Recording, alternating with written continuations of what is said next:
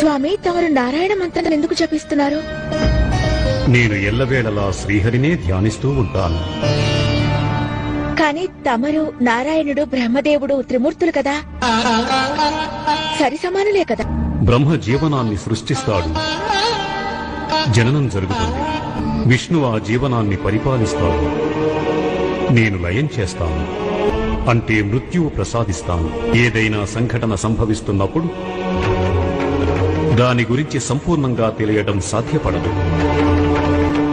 ఆ సంఘటనానంతరమే సర్వస్వం స్పష్టంగా అవగతమవుతుంది. ఏం జరిగింది, ఎలా జరిగింది, ఎందుకు జరిగింది, దాని వెనుక అర్థం ఏమిటనేది.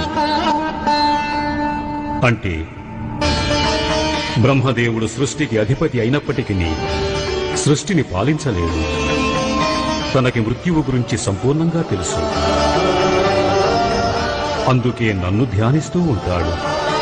విష్ణువు సృష్టిని పరిపాలిస్తున్నప్పటికీ అతనికి జనన మరణాల విలువలు తెలియవు. అందుకే బ్రహ్మదేవుని ధ్యానిస్తూ ఉంటాడు. అయితే మృత్యువుకు ముందు సంభవించే నిగూఢ సత్యం గురించి నాకంటే బాగా ఎవరికీ తెలియదు. అందుకే నేను శ్రీహరిని ధ్యానిస్తూ ఉంటాను.